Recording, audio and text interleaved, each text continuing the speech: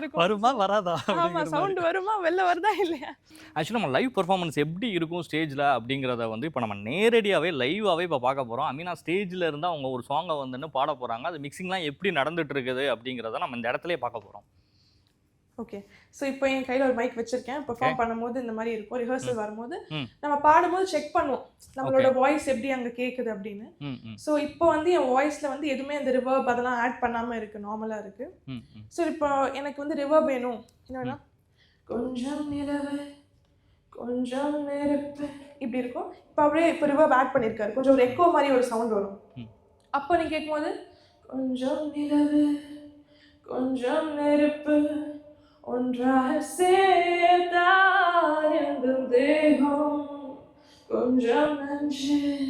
So இப்போ இருந்து reverb வருது. ஸோ எனக்கு ஏதாவது எக்ஸ்ட்ரா வேணும். எக்ஸ்ட்ரா வேணும். ஆமாம், நான் பாடுறது எனக்கு வந்து என் காதில் கேட்கல அப்படின்னா நான் அவங்ககிட்ட கேட்கலாம், அவங்க கொடுப்பாங்க.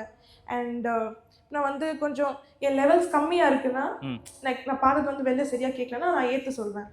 ஸோ எதுனா அவங்க வந்து பண்ணலாம். இப்போ திருப்பி ரிவர்ப் இல்லை நான் பேசும்போது கேட்டால் அவங்க ஆட் பண்ணுவாங்க. எது பெஸ்ட்டாக வெளில கேட்கும் போது சவுண்ட் ஆகுமோ அதை அவங்க பண்ணுவாங்க.